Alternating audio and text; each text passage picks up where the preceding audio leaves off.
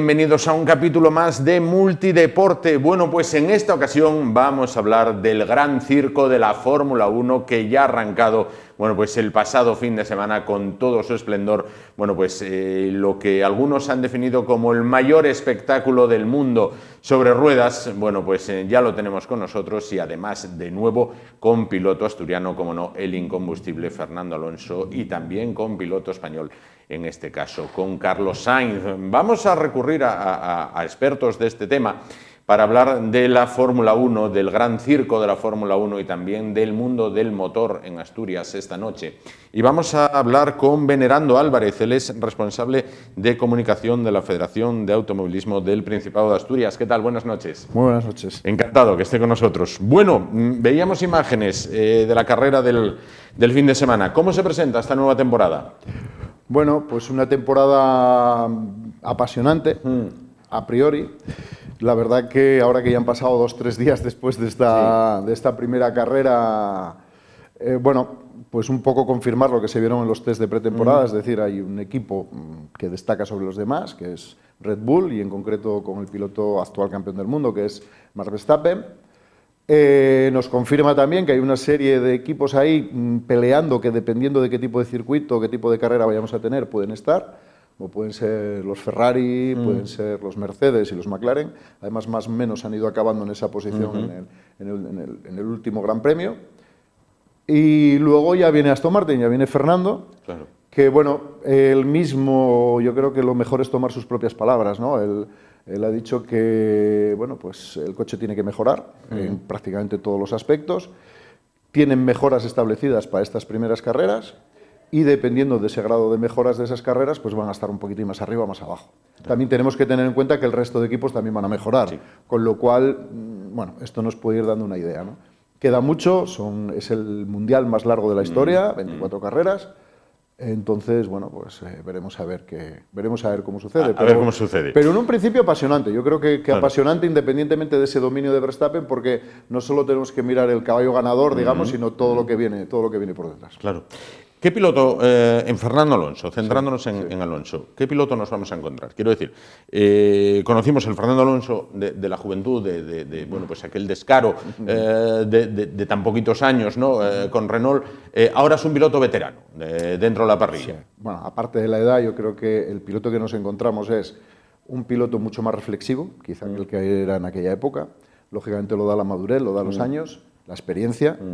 Es un piloto que es, sin duda alguna, el que mejor gestiona cualquier tipo de carrera, es decir, varios técnicos que han trabajado con él siempre decían lo mismo, ¿no? Fernando es un piloto que no necesitaría a nadie en el muro para gestionar la carrera porque él mismo es capaz de autogestionarse, ¿no? Claro. Sabe todo lo que sucede en carrera perfectamente. Eso a él le da esa ventaja competitiva de la experiencia, de, entre comillas, saber qué va a pasar, de ir por delante de lo que vaya sucediendo. Y yo creo que en función de esas mejoras que los técnicos de Aston Martin le puedan dar al coche, ahí nos vamos a encontrar un Fernando pues que lógicamente va a pasar al ataque y él sabe que, bueno, pues por edad y por experiencia y por historia, pues le quedan unos años en la Fórmula 1. Es decir, no es como antes que podías mirar a muy largo plazo. Ahora prácticamente miramos temporada a temporada, ¿no? Claro. Hay un asiento libre el año que viene en Mercedes. Esto hace que empiece lo que se llama la silly season, que llaman los británicos, que empiece, en vez de empezar en el verano, pues ya ha empezado a principios de temporada. Sí. Y yo creo que todo eso va a condicionar mucho el campeonato del mundo de este año. Claro. ¿Y Carlos Sainz? Bueno, Carlos ha hecho un fantástico podio en el pasado fin de semana, ha hecho una muy buena carrera, yo creo que muy al ataque. Creo que el saber que ya no va a estar en Ferrari, por una parte, le libera de esa presión de estar encorsetado a unas órdenes de equipo y eso le va a permitir pues, tener a lo mejor esos puntos de rebelión que el año pasado no se permitía.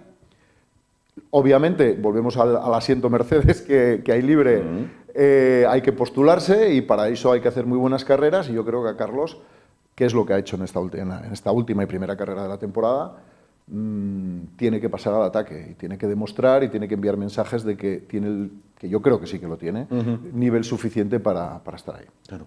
Alonso, Sainz, Alonso, habría que ser muy optimista o tremendamente reflexivo para pensar que podrían destronar la tiranía de Verstappen? Hoy por hoy No. Hoy por hoy hay que ser realistas, tener los pies en el suelo. Yo creo que Red Bull, sinceramente, creo que solamente se va a poder destrozar desde dentro. Es decir, ahora mismo están en un problema interno, en parte generado por el padre de Max Verstappen, de George Verstappen, con el famoso affair de Christian Horner, el director de equipo, el máximo responsable a nivel tanto técnico como deportivo de Red Bull Racing. Repito, creo que únicamente desde dentro, hoy por hoy, Red Bull se puede dinamitar. El resto desde fuera, estamos viendo hasta hoy, y lo que hemos visto en los test de pretemporada y en esta primera carrera de la temporada, vuelvo a las palabras de Fernando, ¿no? Él decía, después del segundo día de test, dijo, bueno, creo que a 19 pilotos ya sabemos que no vamos a ser campeones del mundo, ¿no? Y ese es el mejor resumen. Repito, creo que hoy por hoy la tiranía deportiva de Red Bull o se destroza desde dentro o va a ser muy, muy complicado hasta que haya un cambio de reglamento que se prevé a finales de 2025. Va a ser muy difícil destronar al equipo de la bebida energética. Claro. Bueno, pasaríamos a mirar el segundo puesto, que sería bueno, pues, prácticamente un triunfo, ¿no? Cuando el primero ya lo tienes, ya lo tienes claro. ¿Qué pilotos y escuderías pueden ir ahí? Ahí sí está mucho más abierto el abanico. Sí. Yo creo que Ferrari hoy está un punto por delante, visto la carrera de Bahrein, por cómo corrió el propio Carlos Sainz, por cómo fue desarrollándose la carrera. Creo que Ferrari hoy es el primer outsider, el segundo es Mercedes. Bien es cierto que Mercedes me sorprendió un poco en teoría, bajo rendimiento de Lewis Hamilton, que esperaba que estuviese más a la altura de su compañero. También Charles Leclerc estuvo un poco desconocido, porque, digamos, aunque hubo ahí unas órdenes de equipo a nivel de estrategia, y me refiero a que Carlos pasa a Leclerc en carrera, hacen la parada en boxes, intentan hacer un undercut al compañero, de hecho le sale bien porque Leclerc sale por delante de Carlos después de la parada y Carlos vuelve otra vez a pasar al compañero, es decir, tenía mucho más ritmo, iba mucho mejor que el piloto monegasco. A partir de ahí, pues bueno, yo creo lo que decía antes, Ferrari se postula como el primer outsider. El siguiente, para mí, es Mercedes, y creo que George Russell es el año que tiene que demostrar que ya tiene la mayoría de edad en la Fórmula 1, experiencia y capacidad suficiente para estar ahí arriba. Está McLaren, que es una incógnita, pero el año pasado es cierto que fueron capaces de ir de menos a más y acabar ahí arriba también. Y luego ya viene Aston Martin con Fernando, porque sinceramente no veo a Lance Stroll al nivel de Fernando Alonso ni de cerca. Y luego el resto de equipos. La gran decepción, sin duda, Alpine, porque era un equipo que hace 2 años esperábamos muchísimo de ellos, era Renault, y hoy por hoy es el último equipo de la parrilla, pero con mucha diferencia. Claro. Pero mira, es el mejor ejemplo de cómo se puede dinamitar un equipo desde dentro. Es decir, un equipo que estaba en la parte media alta de la tabla, con todos los cambios directivos, reestructuraciones, bandazos, golpes de timón, has acabado el último de la parrilla. Claro. Para los que somos profanos en esto de los coches, de la Fórmula 1, Ferrari y McLaren los asocio con Madrid-Barça, ¿vale? Bien, entonces, muchas veces piensas, ¿qué les pudo pasar al Madrid y al Barça, Ferrari y a McLaren, para que no estén ahí como estaban antes, que bueno, o era uno o era el otro? Bueno, es muy curioso, vamos a ver. No es que les haya pasado nada, es decir, ha habido una evolución, ha habido una serie de cambios técnicos. Si nos vamos a épocas anteriores, incluso años 70, años 80, digamos, esto siempre ha pasado en la Fórmula 1. Es decir, siempre ha habido equipos dominadores, equipos que han estado ahí, luego bien por un cambio de reglamento, por un cambio presupuestario, un cambio de pilotos, ha habido cambios, ¿no? Yo recuerdo la época que los grandes dominadores pues era McLaren, McLaren Williams, era la pelea McLaren Williams. Williams hoy día es un equipo que está en horas muy bajas. Luego llegó la época dorada de Ferrari con Michael Schumacher y Jean Todt a la cabeza del equipo, que ahí arrasaron. Pero si te das cuenta, a partir de ahí no han vuelto a ganar nada más. Es decir, el último título es creo que es el de Raikkonen, el famoso año de Fernando Alonso, Lewis Hamilton en McLaren, sin quitarle mérito a Raikkonen de ese campeonato del mundo. Yo tengo claro que si las decisiones de Ron Dennis en McLaren en ese año 2007 hubieran sido de otra manera, sí, Ferrari no era campeona del mundo. Y desde ahí acá, fíjate la cantidad de años, pilotos que han pasado, pilotos como Fernando, que fue el último que realmente tuvo opciones de ser campeón del mundo, Sebastian Vettel, Charles Leclerc, etcétera, hasta hoy siguen, digamos, en esa posición de querer llegar, pero no llegan. McLaren es distinto porque McLaren ha tenido una reestructuración total del equipo, ya no solo a nivel técnico, personas, pilotos, sino accionarial. La salida de Ron Dennis y entrada del grupo inversor de Zak Brown, el americano, pues ha cambiado por completo todo el organigrama del equipo. Lo están haciendo bien, pero obviamente llegar a donde estaban les va a acabar de costar todavía un poquito de tiempo. Claro. ¿Qué pudo pasar, si es que hay alguna explicación, ¿no? Bueno, cuando Alonso alcanza lo más alto, bueno, yo llego a leer o a escuchar por la radio o por la tele, y dice, bueno, vamos a ver, Alonso ha llegado a lo más alto y Schumacher ya tiene una edad, aquí va a haber un cambio, bueno, pues generacional, y Alonso va a ser campeón por años y años, va a ser como Schumacher, pero en español en este caso, ¿no? Y de repente... Bueno, a ver, sucede la salida de Renault, que mucha gente dice, oye, ¿por qué deja Renault si Renault estaba ganando, ¿no? Bueno, pues por estos cambios que hablamos de equipos, de reglamentos, de situaciones. Fernando en la salida en el 2006 apuesta muy fuerte por irse a McLaren, que sinceramente creo que acierta, porque era la mejor opción y era el coche ganador que venía ahí. Ese año se encuentra con Lewis Hamilton, que hace que, pues imagínate, para los británicos, que desde Nigel Mansell desde Nigel Mansell no, creo que el último fue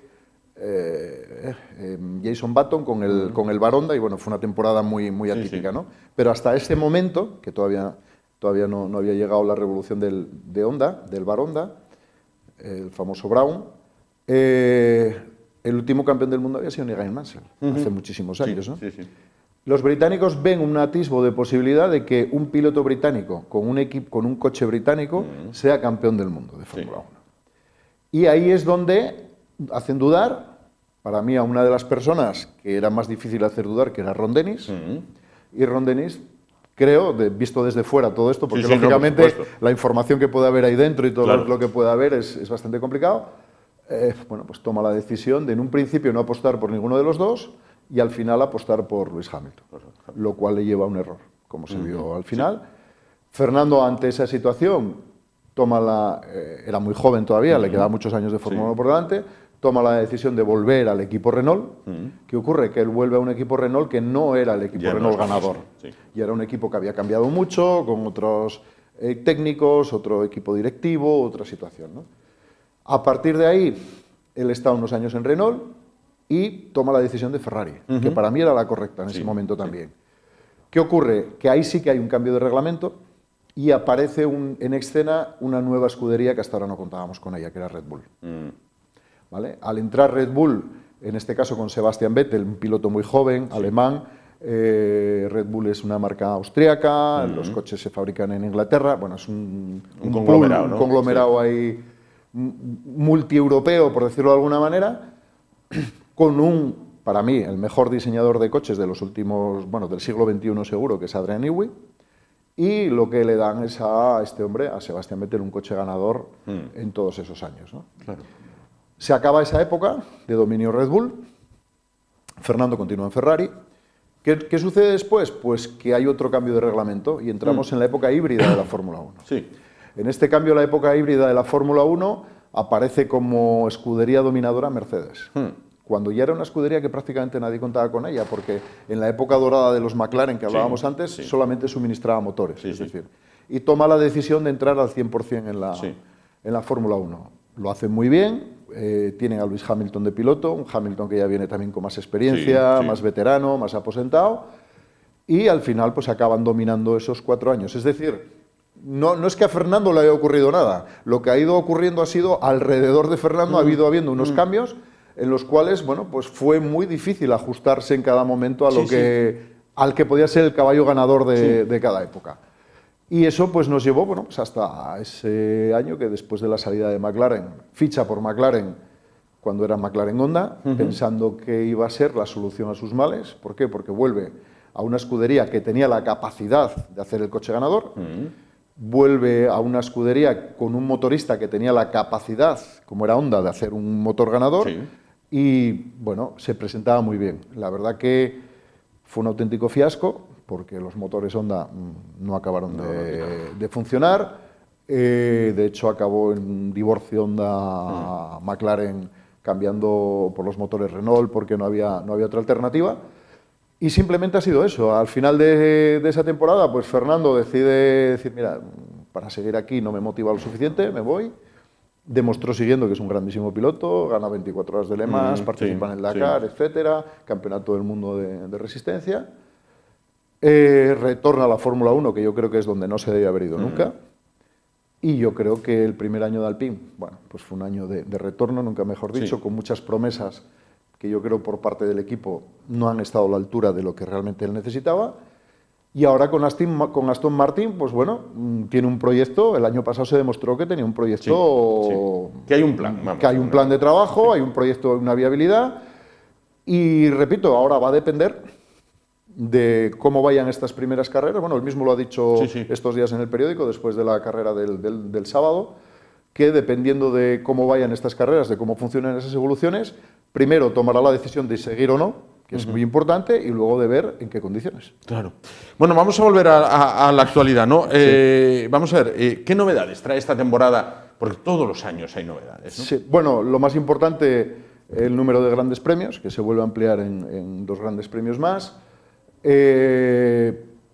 Para mí hay una novedad, aunque suene raro lo que voy a decir en cuanto a novedad, que es la primera temporada que se repiten los mismos pilotos de la temporada anterior. Es decir, no entra ningún piloto nuevo.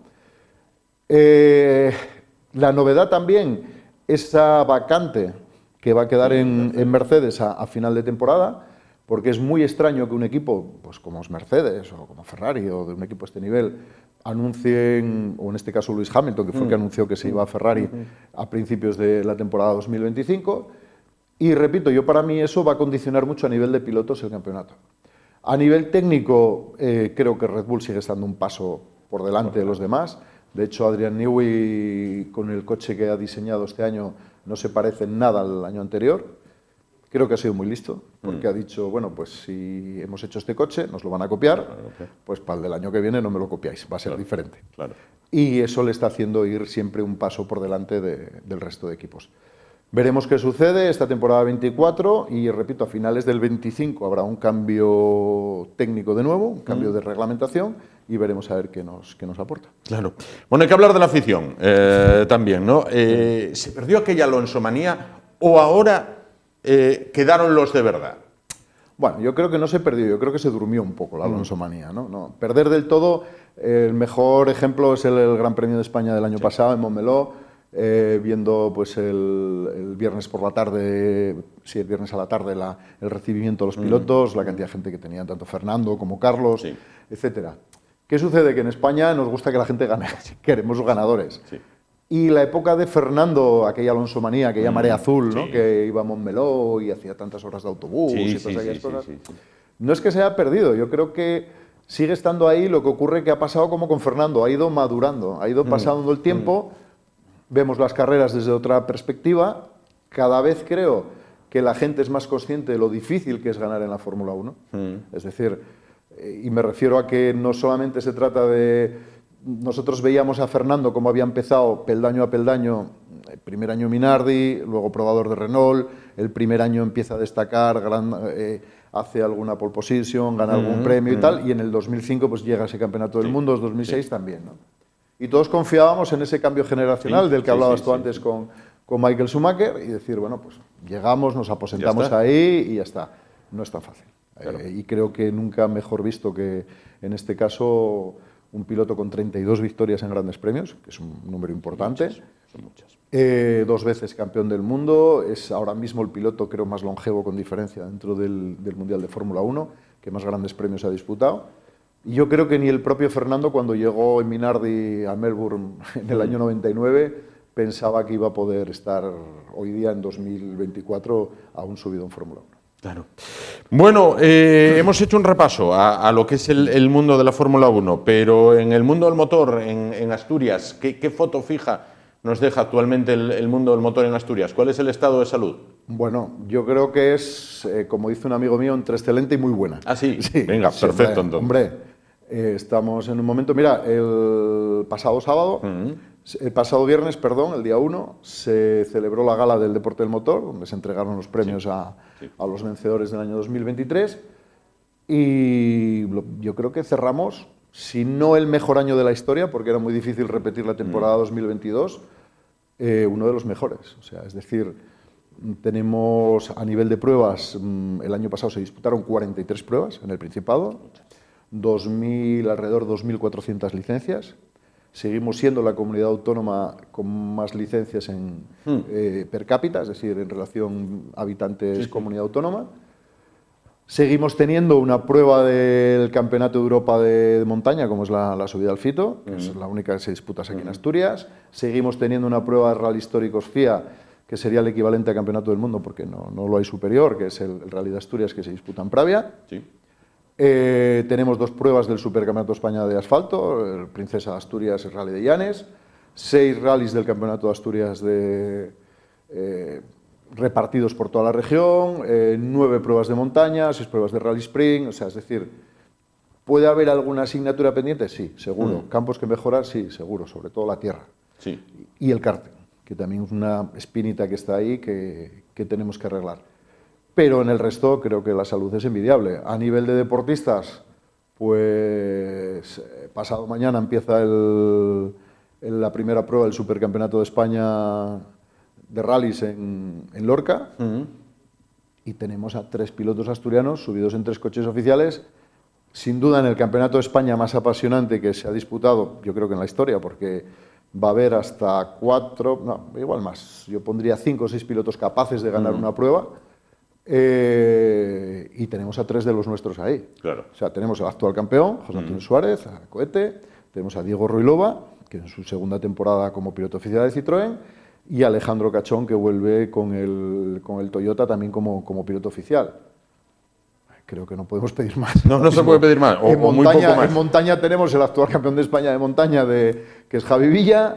O sea, por eso digo que entre bien y excelente. O sea, claro. no puede haber otro calificativo. Claro, pues muy bien. No le pregunté, en la Fórmula 1, va a haber Fórmula 1 en Madrid. Esto puede generar más afición, ¿no? Hombre, sí, esperemos que sí, ¿no? Que esa sea la conclusión. Es un circuito urbano, es un pool de empresas coordinadas por IFEMA, las que ponen en marcha esta iniciativa. Ojalá sea que en España tengamos 2 grandes premios de Fórmula 1, es decir, independientemente, porque ahí está la polémica con Barcelona, el circuito Cataluña y demás, y esperemos que sirva para que de una vez también mejoremos en una parte muy importante, que realmente tenemos a Fernando y a Carlos, pero por detrás estamos empezando a cojear un poco.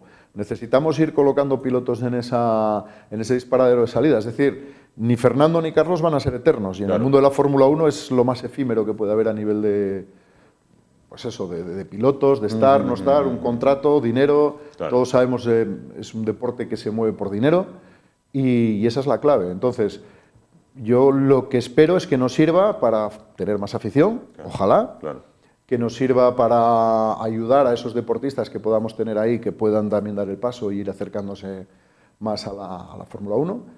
Mira, sin ir más lejos, antes hablábamos de la salud del automovilismo asturiano. Tenemos un equipo 2 veces campeón del mundo de karting, que son de aquí, que es de PK Racing. Claro. O sea, y ese es el primer peldaño, por ahí hay que empezar. Entonces, ahí es donde tenemos que ir apostando, y ahí en esa escala de valores que hay que ir poniendo es donde tenemos que trabajar para que podamos disfrutar, pues eso, de un Gran Premio de Madrid, perfecto, pero con pilotos españoles con posibilidades de triunfar en ese Gran Premio, como hizo Fernando en el de Valencia en su día. En su día. Pues esperemos que así sea. Venerando Álvarez, se puede confiar, ¿no? Entonces. Hombre, yo sí. Hay que ser muy optimistas. El automovilismo asturiano estamos a la cabeza. Además, bueno, también Carlos Márquez, el actual presidente de la Federación Asturiana, pues bueno, se postula, se presenta como candidato a la Federación Española, a REFEDA, a la Federación Española de Automovilismo, que sería también algo muy importante para el deporte asturiano. Claro. Y yo creo que la evolución de los últimos años, si somos capaces de seguir con ella, seguiremos disfrutando del automovilismo muchísimos años, en España y en Asturias. Que así sea. Venerando Álvarez, responsable de comunicación de la Federación de Automovilismo del Principado de Asturias, muchísimas gracias por estar con nosotros esta noche. Gracias a vosotros. Bueno, pues le hemos echado un vistazo a ese mundo del motor en Asturias y también, bueno, pues al gran circo de la Fórmula 1 que recién comienza. Hasta aquí el programa de esta semana. Nos vamos. Volvemos el miércoles con de nuevo protagonistas y otros deportes, porque no solo fútbol animan hombres y mujeres en este caso. Muchísimas gracias por su atención y buenas noches.